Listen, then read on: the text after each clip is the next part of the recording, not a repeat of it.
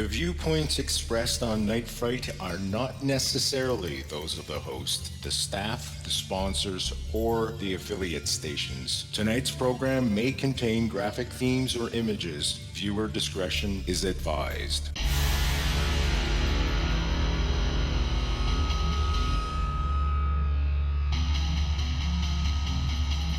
There is a time for question.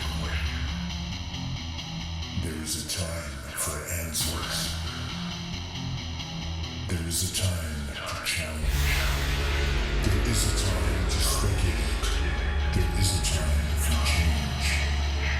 There is a time for truth. The time is now.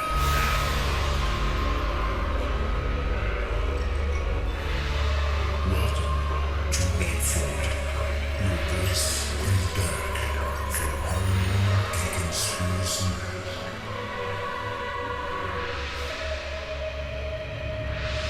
And now your host, Brent Holland.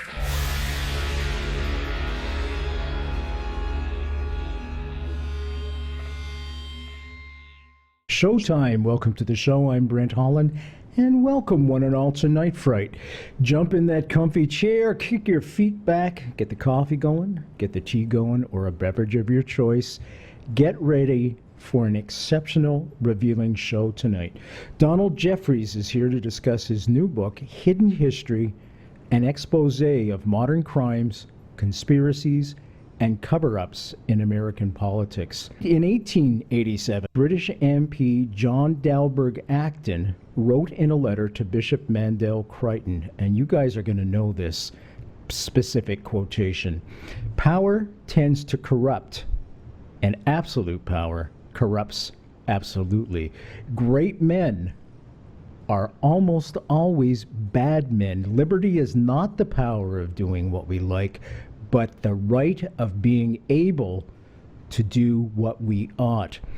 According to 2011 statistics from the Organization for Economic Cooperation and Development, America ranks 28th in life expectancy worldwide, behind countries like Chile and Greece, and Canada, by the way, for our Canadian listeners, is 6th. All this despite the fact, and you're going to be shocked at this one too, Americans pay more taxes for health care than any other country. The United States also ranks 41st in infant mortality. The United States does, however, rank in categories such as obesity, childhood poverty, and is among industrial countries, and it is listed as the 7th highest cancer rate in the world. America also has more people in prison than the leading 35 European countries combined. The United States has twice as many citizens in prison as China. Now, we know China is the world's foremost totalitarian regime. Even though, folks, China has 4 times the number of people. So, a question is begged to be asked: who is responsible for the incredible mess that present-day generation of Americans finds themselves in? In his book, Hidden History, an expose of modern crimes, conspiracies, and cover-ups in American politics, Donald Jeffries hopes to show exactly how this has happened through a series of deadly, inexplicable decisions by our elected leaders and corporate executives that have paved the way for the crisis we must deal with now. We must heed the words of Thomas Jefferson: "Single acts of tyranny may be ascribed to the accidental opinion of a single day, but a series of oppressions begun at a distinguished period and pursued unalterably through every change of administrations too plainly proves a deliberate, systematic plan of reducing us all to slavery." As a teenager, which was probably last year, looking at Donald Jeffries was a volunteer for Mark Lane's Citizens Committee of Inquiry. And everybody knows we all have fond memories of Mark being on the show, and he was a very, very good friend of mine who wrote the intro for my own book. Just a terrific, terrific guy. Rest in peace, Mark. He has been an astute JFK researcher since then and has a new book out aptly titled Hidden History, which we're going to discuss tonight. But first, let me welcome Don to the show. Don, welcome to the show. Thank you so much for this book and joining us. Well, thanks for having me, Brent, and thanks for all the kind words. You're very welcome, my friend. What do you say we jump in right away? Your book starts out with the Kennedy assassination, and I can't think of a better place where everything started to go to hell than November 22nd, 1963, the JFK assassination. Now, we know what took place that day, but what was leading up to it, Don? What was he challenging the status quo that he hadn't gotten rid of? Well, John F. Kennedy really challenged the status quo on many, many fronts. I think the most important aspect of that was National Security Action Memorandum 263, which Oliver Stone obviously mentioned quite a bit in the movie JFK, which paved the way for American withdrawal from Vietnam. First 1,000 troops were scheduled to be out by the end of 1963, and he wanted all of them out by 1965. What's important for people to remember is National Security Action Memorandum 273 was actually the first draft. It was written before the assassination by McGeorge Bundy. If you want to look for a conspirator there, I think they're the likely conspirator. Because see, no one who had any idea that JFK would be alive after November 22nd would have written something like that, because Kennedy would have never signed it. It absolutely contradicted the recent National Security Action Memorandum 263 and actually paved the way for the escalation in Vietnam and everything else that happened in the 60s. So I think that's the most important thing that he was doing. He was also the only president really to battle with the CIA to the extent he did. He was actually, I believe, talking behind closed doors about abolishing it. He basically gave Attorney General Bobby Kennedy oversight of it.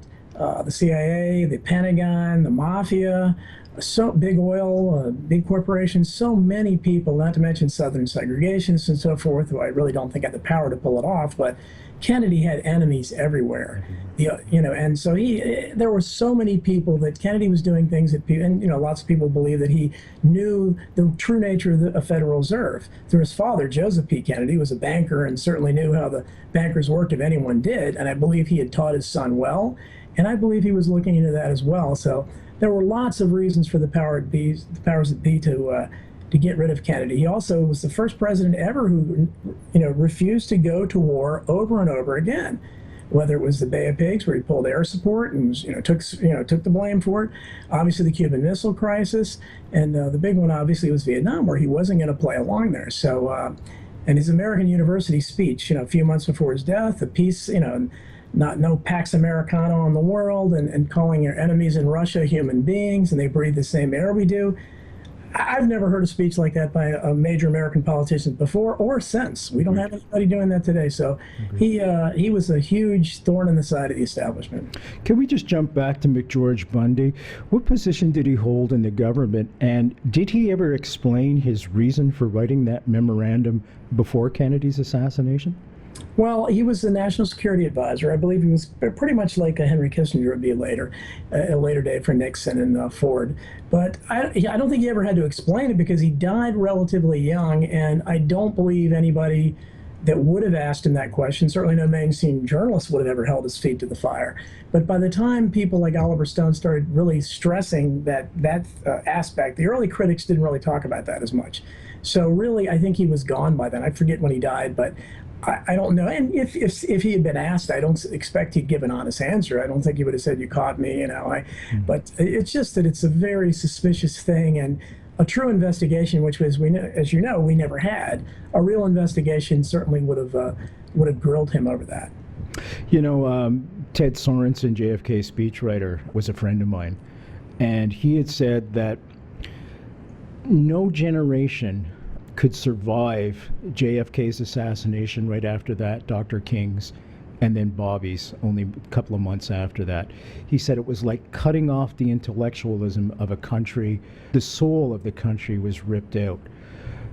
Do you think we've ever recovered from that, or do you think we've just gone downhill since June 6th, 1968, Bobby Kennedy's assassination. Yeah, I think that I don't think we ever recovered from it, obviously, and I'm actually writing Hidden History 2 now, which is pre-1963. So clearly, conspiracies have existed since antiquity, and certainly long before 1963. But for people in my generation, I'm a baby boomer. I was 7 when JFK was killed, and so my memories pretty much begin from the nonstop funeral coverage, the shooting of Oswald.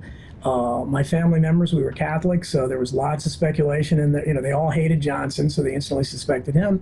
So I was, saturated in that as a very young age, and my memories really stem from that time. It was a seminal event in my life, and certainly people that were older than me, the people that had gone in the Peace Corps, the teenagers and the youngsters who were inspired by JFK's idealism and his call to duty, it really had a huge impact on them. And the 1960s just were not the same because of that assassination. And certainly when King was assassinated, then especially when RFK was assassinated. Like I tell people, the RFK assassination would not have happened if the JFK assassination hadn't.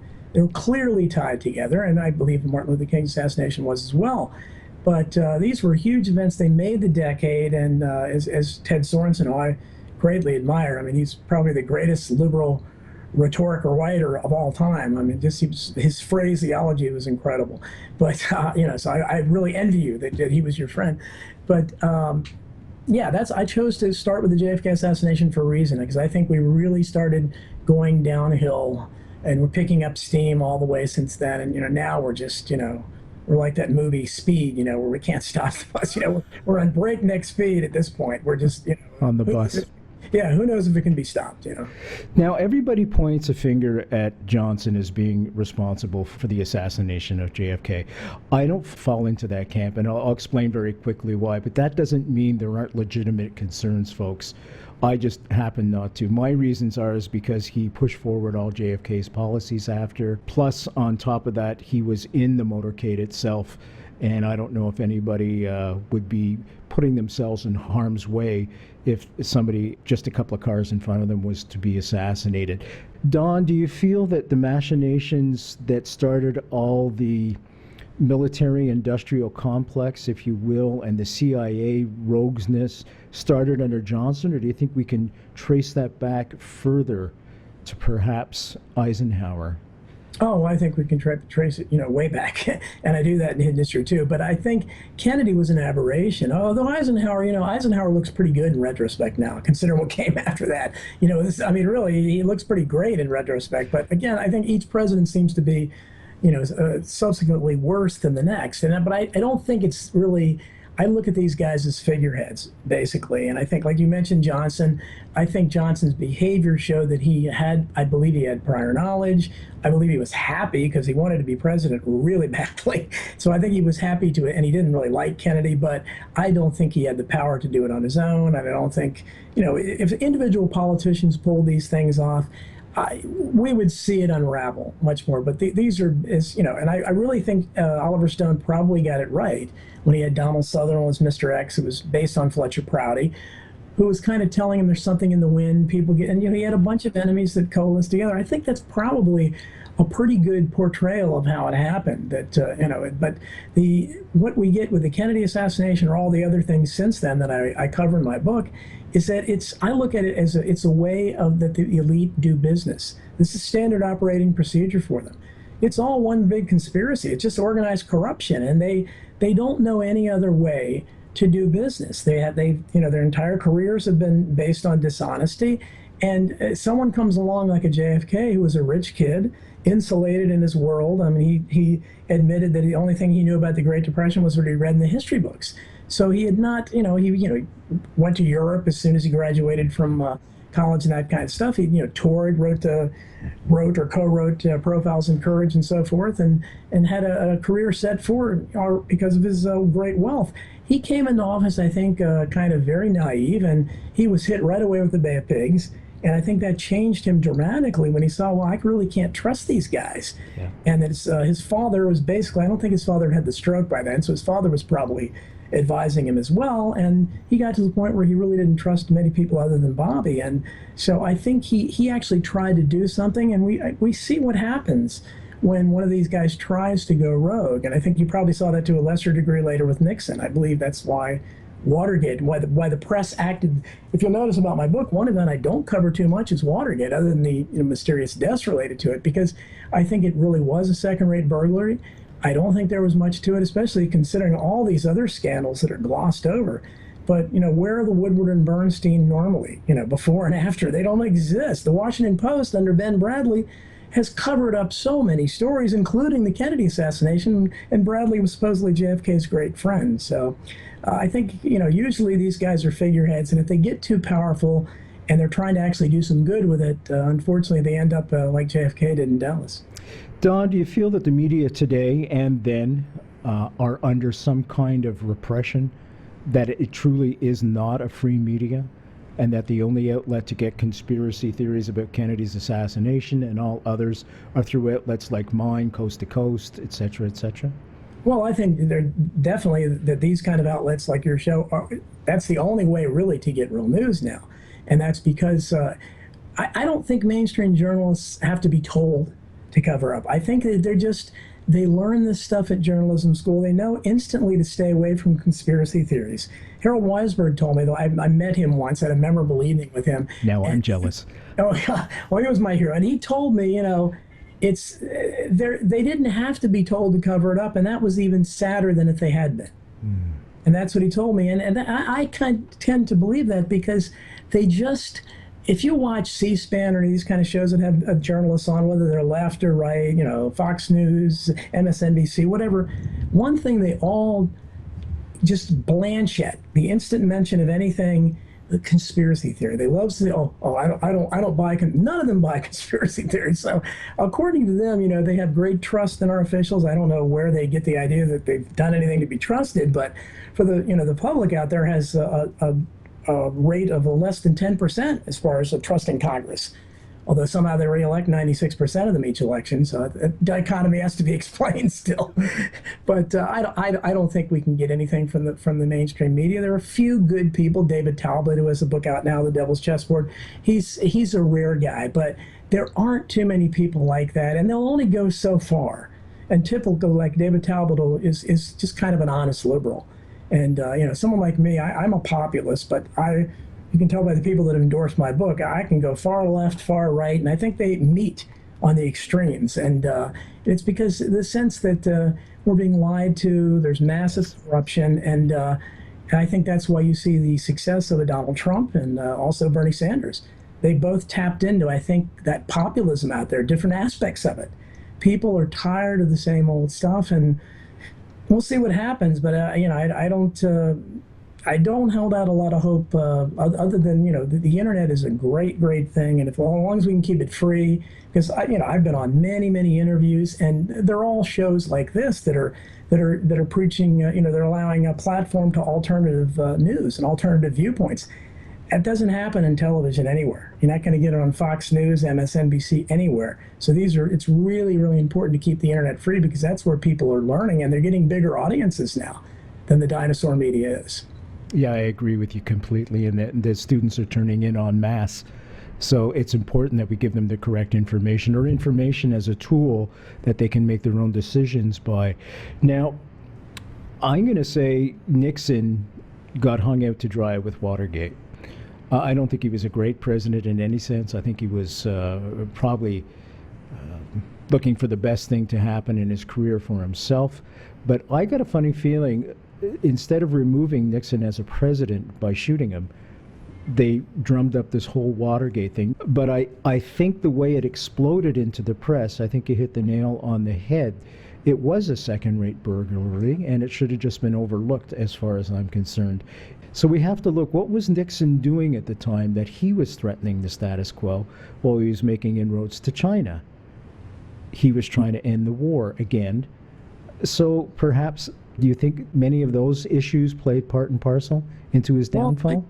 I'm not sure what Nixon was doing, but I believe very much I agree with Len Kolodny in Silent Coup. I think that's kind of what happened. I think it was... 2 weeks, folks, he's on. Okay, there you go. I'm doing a promotion for him then. No, he's great. But, Yeah, I think it's. I'm no fan of Nixon either. Like, I mean, Nixon was a dirty word in my house. You know, we were Democrats, and my dad hated Nixon. Certainly, especially the race with Nixon and so forth. And he just kind of a smarmy politician, but he wasn't a people person guy. I think he didn't have good social skills. I don't know how he became a successful politician, but he always looked unnatural. I don't think that he was really a greatly honest guy or anything, and he probably was as corrupt as anyone else. But he did something. I don't know what he did, but the way everything operated, I just compared it to what happened in the Kennedy assassination. As Harold Weisberg used to say, all of our great institutions completely failed with the assassination of Kennedy, whether it was the FBI, the Secret Service, and obviously our mainstream media. And you can say the same thing with Watergate. Just juxtapose that against there. In that case, you had the opposition party really going after him. You had, I remember as a young guy, I was inspired. I thought, man, I want to become a journalist like Dan Rather. I really didn't know Dan Rather's history, that he, became famous for lying, about the Kennedy assassination. But here, he was grilling Nixon at press conferences, and you didn't see that before, and you haven't seen it since. Bingo. So there had to be a reason why. I mean, it was nonstop coverage, Woodward and Bernstein and Deep Throat and all this stuff that was fascinating to me. I thought, wow, this is great. I want to be an investigative journalist. But you can't get these same guys. They weren't interested in the Kennedy assassination. They weren't interested later in Oklahoma City or Waco or 9/11 or any of that.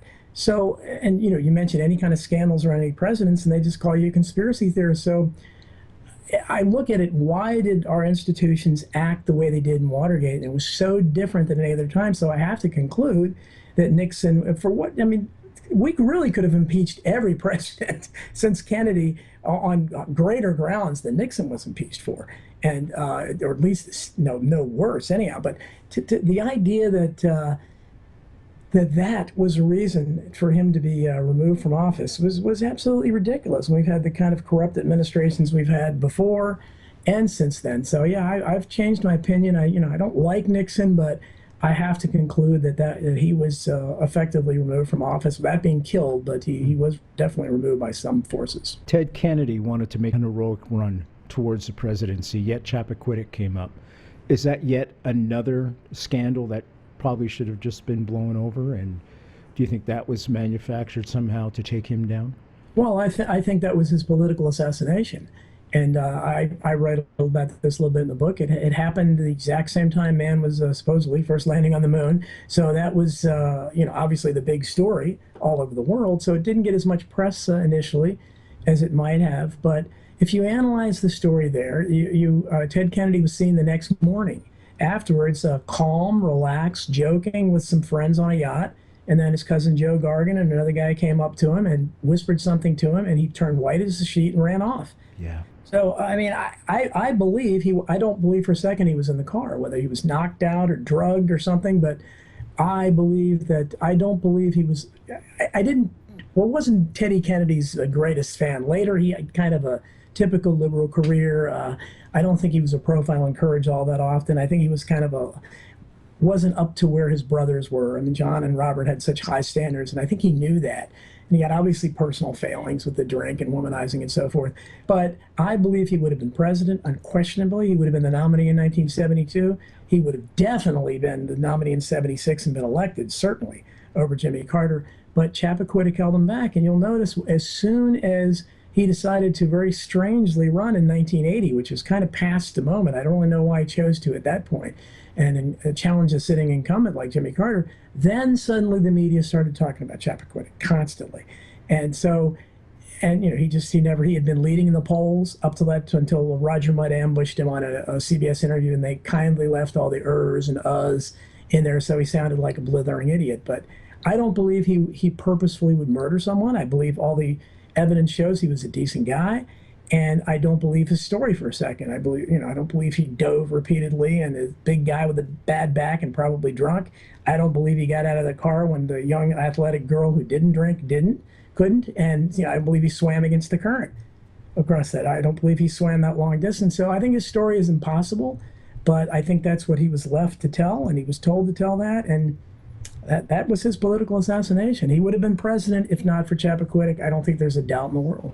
That's a pretty good segue into the Carter administration. But first, let me tell folks who we're speaking with. Folks, Don Jeffries is here tonight. He's got a great new book out. I'd urge you all to get. It's called Hidden History, an expose of modern crimes, conspiracies, and cover-ups in American politics.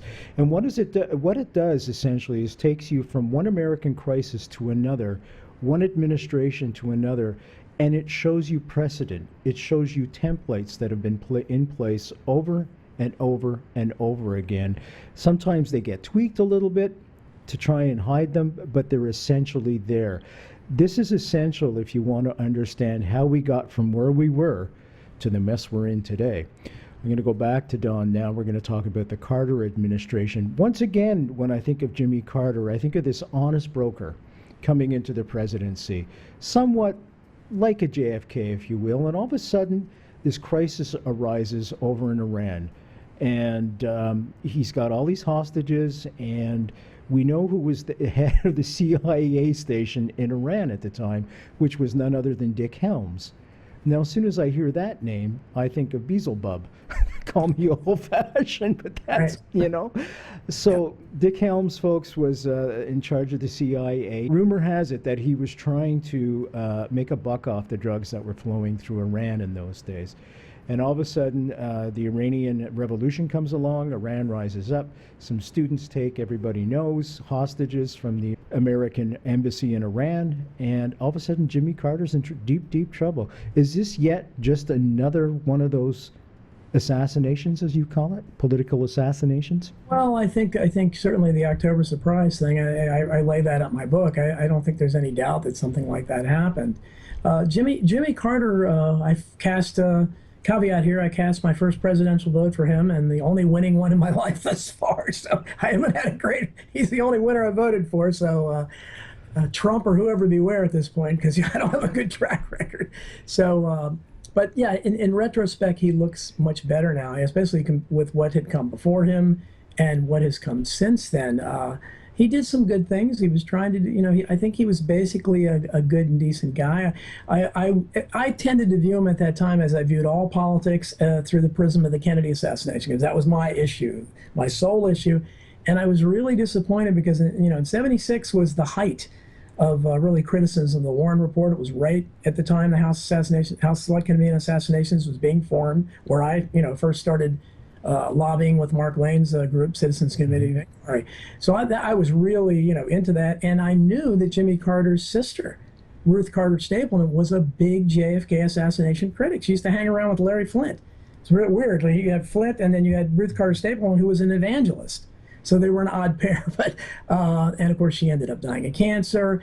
And it was very bizarre because I thought, Carter has to know all this stuff. But as far as I know, I never heard any reference to the Kennedy assassination in his speeches.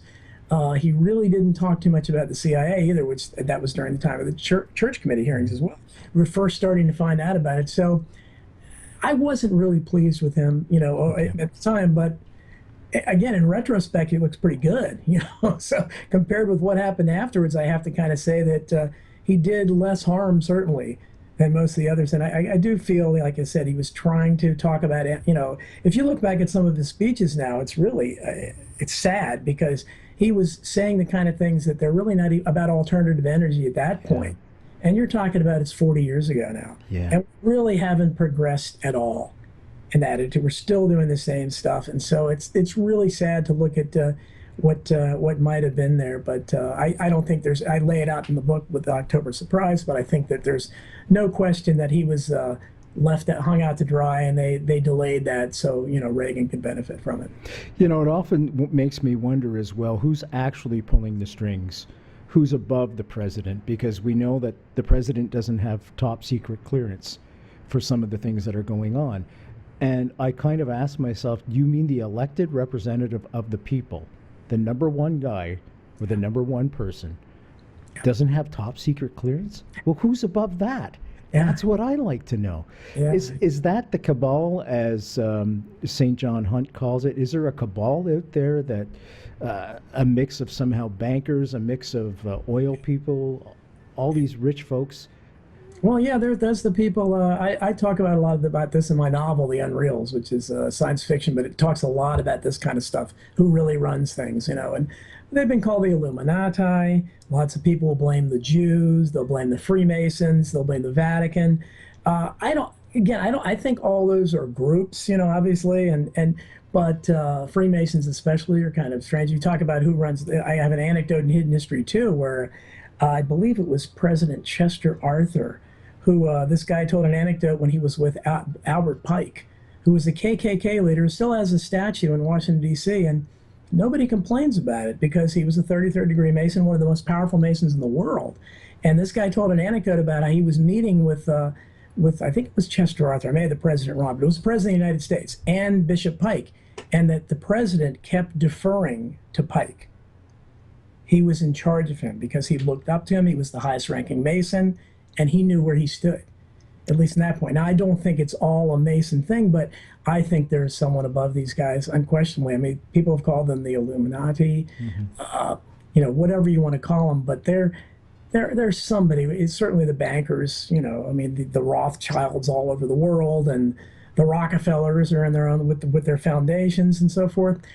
There are people definitely, and I think, again, they have the same interest. Gore Vidal had a great quote where he's talking about, these people they all believe the same things. So you don't really even need to have like a meeting, and say, because they all want the same stuff, Again, it's kind of in the wind, isn't it? Yeah, it's in the wind, and I think I think these guys know. I don't know that Kennedy knew how much in danger he was today. He was fatalistic. JFK was. He loved, I have a rendezvous with death, Alan Seeger's poem, and so forth. He was a fatalistic guy, and he had been through so much himself with health issues and the war and so forth. So I think he maybe didn't think he would live a long life, but at the same time, I think he was courageous, and I think being rich maybe it insulated him. He thought, I'm a rich guy, I'm a president, these guys can't get me. So I don't think there have been. I think presidents since then certainly have come maybe from different backgrounds as him, and I think certainly Reagan. When Reagan was shot early on his administration, I think he got a message probably. I would think, because he really never followed through on any of his promises at all, and I don't know if that had anything to do with it, but it certainly was it was a wake-up call, I would think. Do you think he was thrown into Iran-Contra once it was underway? Do you think he had any knowledge of it, or do you think he was purposely stayed under the radar? I kind of compare Reagan to George W. Bush in personality. I think both of them were kind of, pleasant goofballs. I don't think really either one of them was capable of really engineering something on their own. And in my view, I mean, Reagan was just kind of I really think he actually believed he was, although he never cut government. And as I point out in the book, I mean, you want to talk about cutting back on government. The Grace Commission in the 1980s showed back then, they demonstrated how you could cut the government by 1/3 by eliminating nothing but waste. Reagan ignored the commission. He never did anything about it. He didn't eliminate the Department of Education, which had just been created.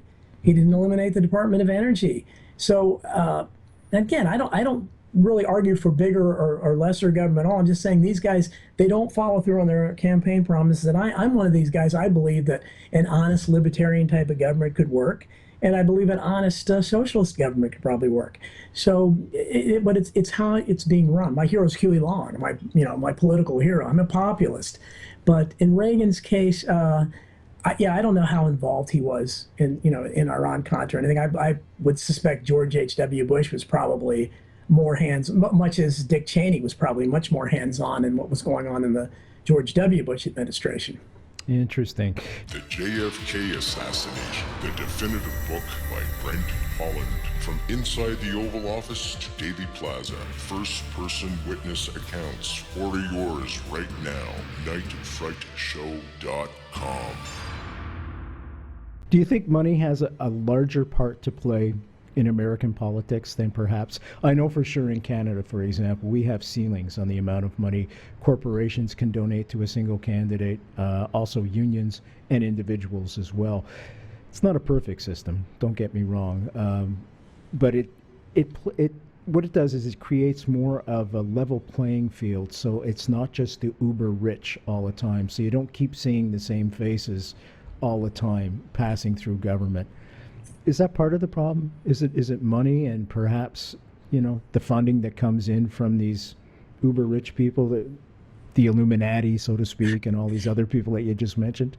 Well, I think money obviously is everything in America. In fact, my next book, I had to plug it, but it's due out. It's going to be published in spring of 2017. Is going to be called "Survival of the Richest," and it's going to focus on that, not just the 1%, but how our wealth is consolidated, and there's been a massive transfer of wealth upwards, yes, into the hands of fewer and fewer people. And when you can't have an economy where almost half the people, 40% or so, have nothing. Have less than 1% of the wealth. Yep. You can't. It's impossible to have a viable economy. So, money, obviously, and I have some quotes in the book about how only people with power, only people with money, have any influence in Congress or elected representatives. They're not going to listen to anybody that doesn't have money. So even beyond campaign contributions, once they get into office, if 2,000 irate out of work people or something show up, they're collectively are going to have no impact at all. But you get one call from a huge, a Bill Gates or Warren Buffett or something that has an interest in it. Well, guess which way it doesn't matter left or right, which way these guys are going to go. So yeah, money definitely poisons the system, but I think it's much bigger than just how the campaigns are financed. I don't know if they were publicly financed, how much of a difference that would make, because until the wealth is distributed differently, until more people have a voice, because right now very few people have a voice. Do you feel your vote counts, Don? Well, my book has about vote scam in there. We talk about there's been massive voting fraud since the 1980s that we know of. You go farther back than that, the landslide Lyndon Johnson, when he won after 3 or 4 recounts and a couple of his deaths in his body count, back when he was running for the Senate.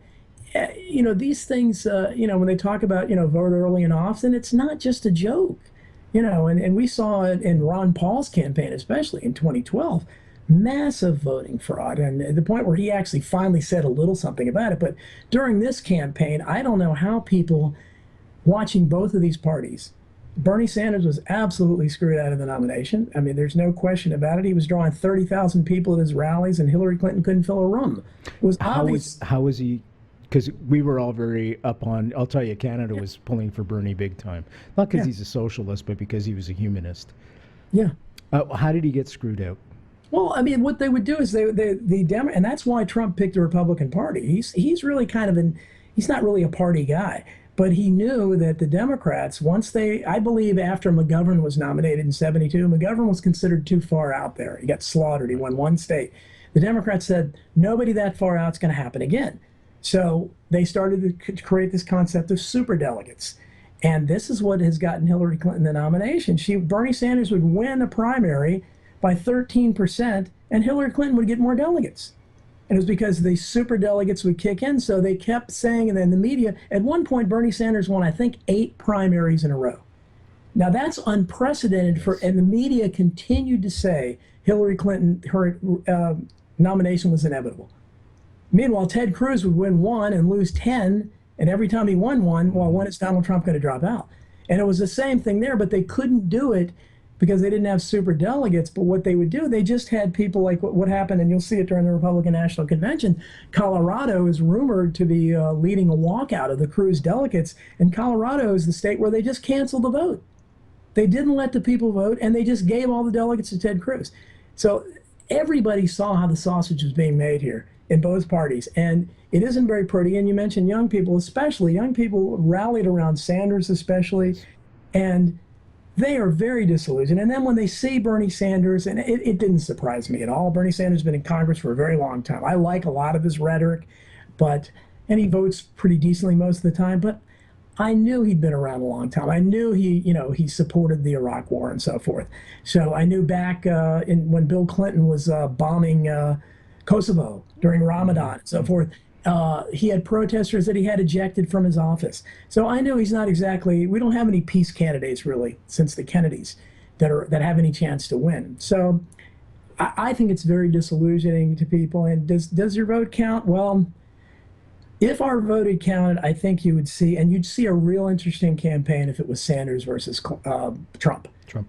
Because those were the obvious people who the voters wanted in their respective parties. And getting Hillary Clinton in there, it's a slap in the face to Bernie Sanders, and it's a slap in the face to all his supporters. And I don't think, unfortunately, our country is almost alone in the world where we just don't allow any other parties. And we have a good candidate in Jill Stein of the Green Party, but she just doesn't have a chance. And everybody knows, and I've voted third party so many times. I voted for Cynthia McKinney, I voted for Ralph Nader twice, Ross Perot twice, Pat Buchanan. I'm tired of doing that because it's just, there's no point. If I vote for Jill Stein, she's going to get less than 1%. So I'm probably holding my nose and voting for Trump. I don't know, but Roger Stone has assured me that Trump is the real deal. And if Trump really follows through what he says on trade, especially, that's a huge, huge thing. And because I don't know about you guys, but we have been devastated by NAFTA. Yeah, I mean, it's awful. And our industry has been completely gutted. And again, you already have a country that has no wealth at the bottom. You have to have some hope for the people. And there's nowhere here where there are decent jobs anymore. Yeah, I had Paul Hellyer on, who was the Canadian Defense Minister under Pierre Trudeau in the 60s, and he goes back a ways just to post-war. He was a very famous Minister of Parliament here in Canada. He actually ran for the leadership. He could have been Prime Minister, and we were talking about the banks a few weeks ago and how much control they have right over the world, the global aspects of the world, and that it's just a license to make money because they lend you money based on about 2% of what they're lending you, but you have to pay 100% back plus interest. There's no way to get ahead. And the fact that we've shipped all these amazing manufacturing jobs offshore, well, why don't we just cut the middle class out completely and say there's no more middle class? So the rich get richer and the poor, well, the poor are always going to be the poor, but my God, the poor are just getting bigger in numbers because the middle class has no more upward mobility. They only have downward mobility now.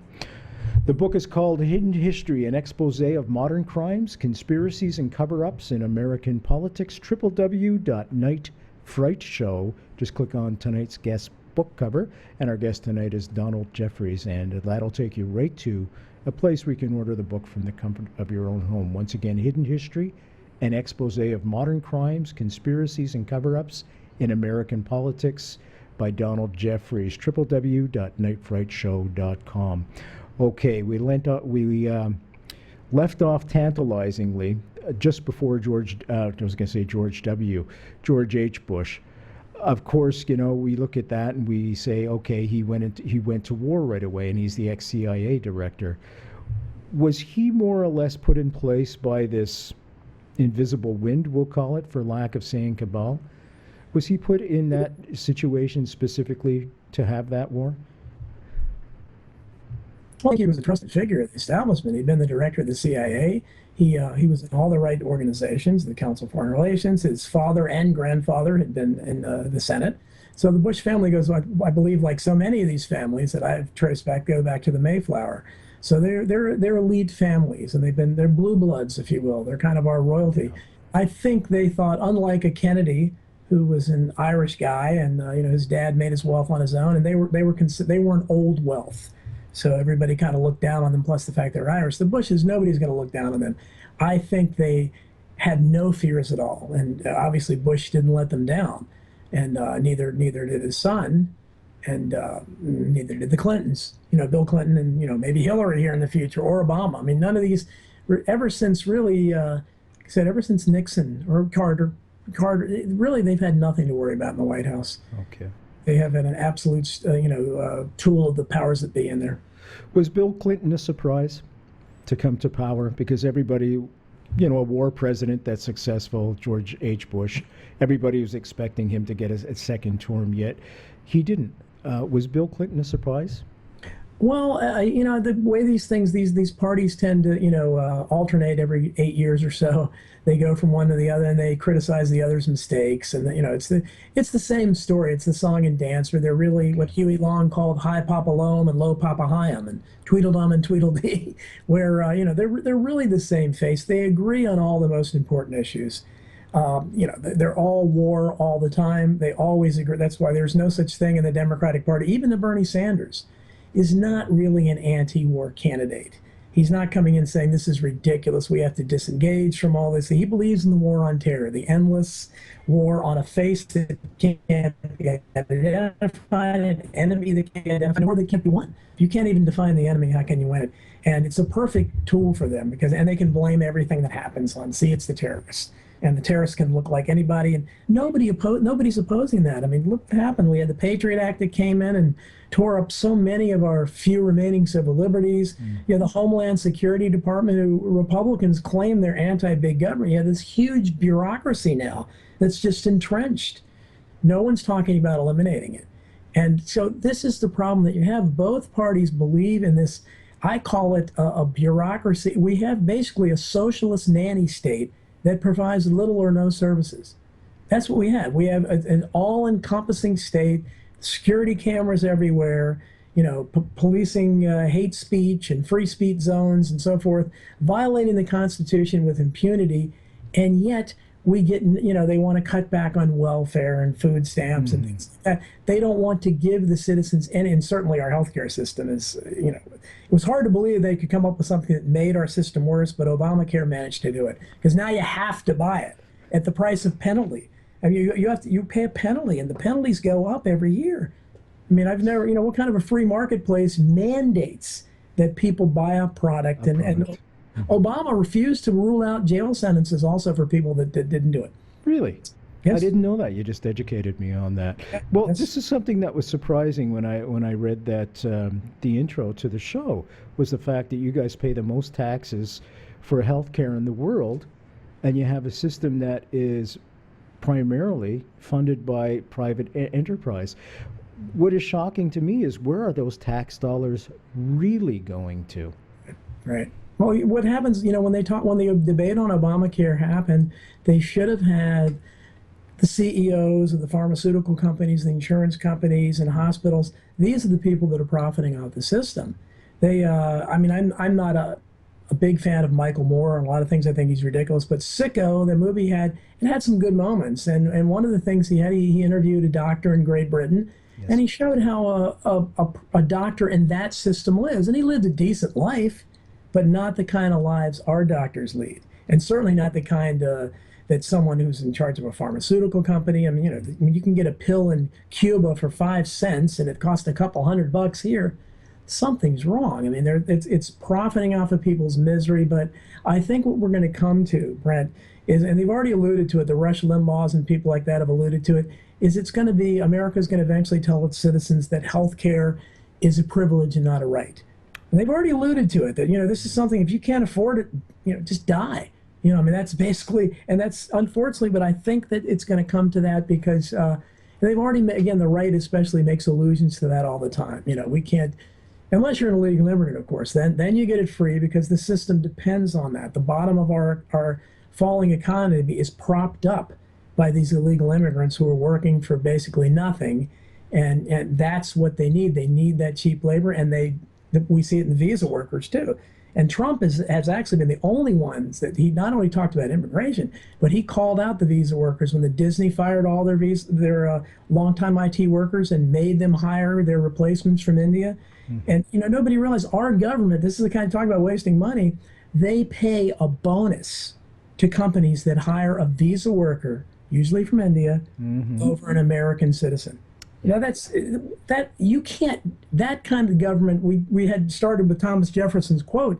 Just imagine what someone like a Thomas Jefferson, who sounds like a real conspiracy theorist with what he wrote in the Declaration of Independence, what would he think of that situation? This government is paying a bonus when you have 94 to 100 million Americans out of work? Yep. One in 5 households have no one working in them in America. 1 in 5 households. It's not sustainable. No, it's not sustainable. The MBA is just look at the bottom line, and having written an MBA, I know that you're taught that if you save $20 by firing 200 people, you oust the 200 people, never mind about the human factor or the social economic factor, bye-bye. Right. So it justifies your own job as the MBA, and also you make 20 more bucks for the company. And we can't sustain this. This is ridiculous. Well, which leads me to the George W. Bush administration and 9/11. Once again, we see the same type of machinations coming to take place. And another face from the Bush family. So can we talk a little bit about the Bush administration? Well, again, things really started to spiral downhill as far as civil liberties are concerned after 9/11. And those of us who were aware, I mean, I call it being awake or asleep. And unfortunately, most Americans, like probably most Canadians, are still asleep. But the ones that are awake, we're getting more awake every minute. You know, we're probably never going to be able to sleep again. We're so awake. But 9/11 changed things so much because because of this new enemy, again, that can't be defined. And George W. Bush pulled a line that goes back as far as Abraham Lincoln. If you're not with us, you're with the terrorists. If you're not with us, you're with the Confederates. If you're not with us, you're with the Nazis. If you're not with us, you're with the terrorists. So it's been used effectively over the years and even centuries by leaders who want to try to quell completely dissent. And dissent you started seeing in the George W. Bush years. That's when you started seeing the free speech zones and so forth. And the Patriot Act really cracked down on things. And thank goodness that the internet hadn't been there. I don't know how bad it would have been. But the fact that 9/11, and that's another thing about Donald Trump has hinted at 9/11 truth, which is a huge thing for any presidential candidate to do. And I certainly know Roger Stone, his advisor, is a big 9/11 truther. So that's one of the things I hold out hope for. If he got in office, and maybe he'd look into that. But you can imagine the impact. There's so much vested, much as the Kennedy assassination for a long time was probably the crown jewel of the elites. I call it the mother of all conspiracies. 9/11, especially now for people who were young at that time, like my kids were, as opposed to the JFK assassination, that's their JFK assassination, and it was such a huge event. It changed the way, unlike the JFK assassination, we actually had this new huge Homeland Security and Patriot Act and so forth.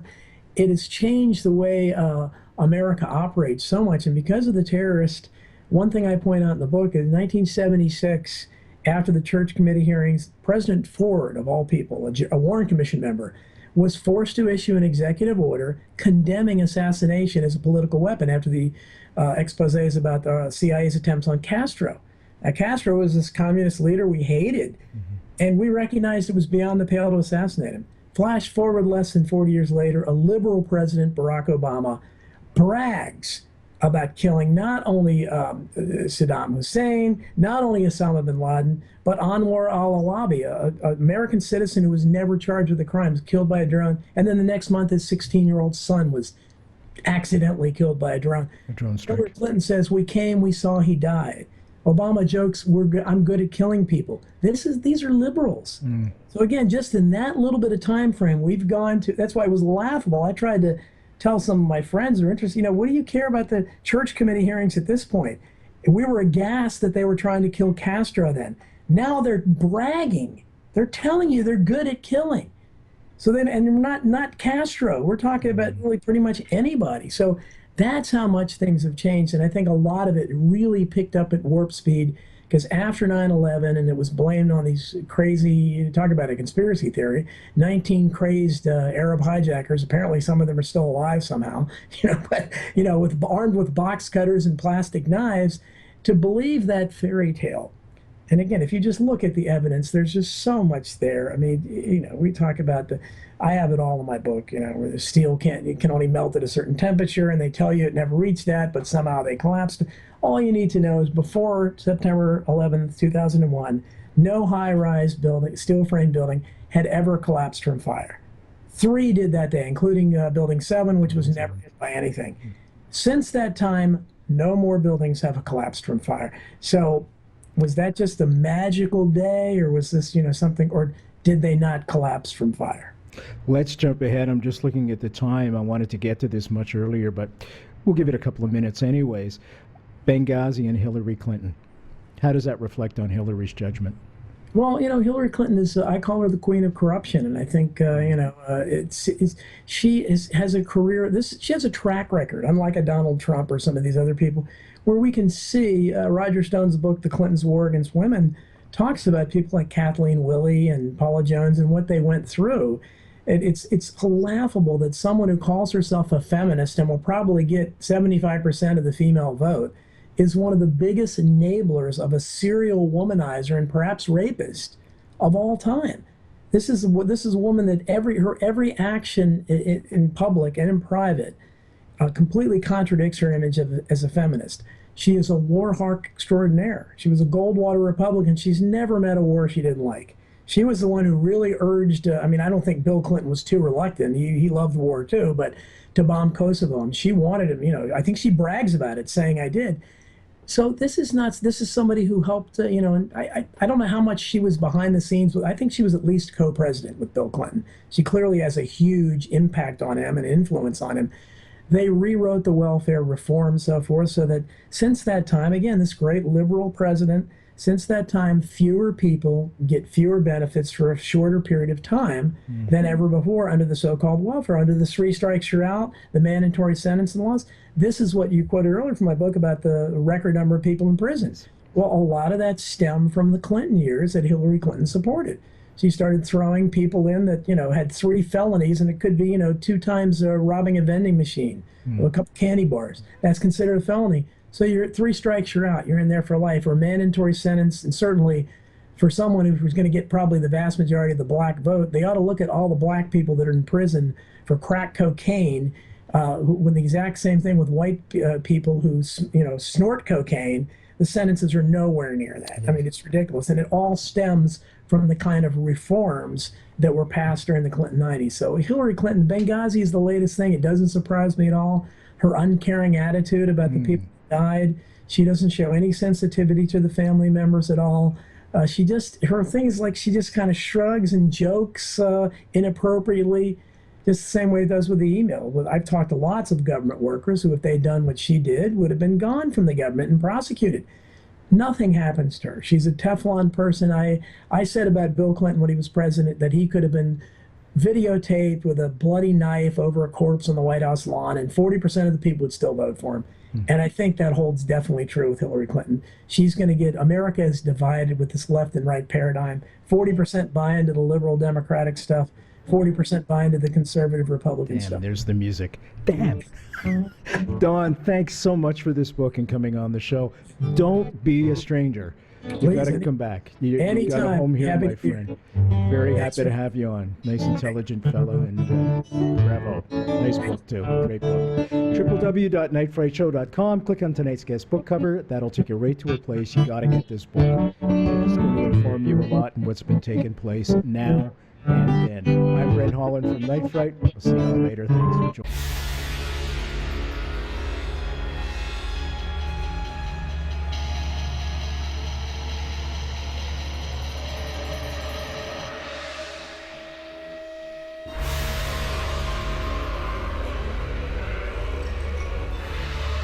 You're listening to Night Fright and your host, Brent Holland.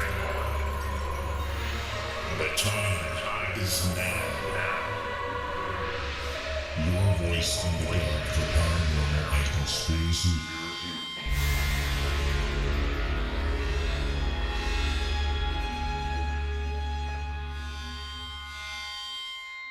The JFK Assassination, the definitive book by Brent Holland. From inside the Oval Office to Daily Plaza, first-person witness accounts. Order yours right now, nightfrightshow.com.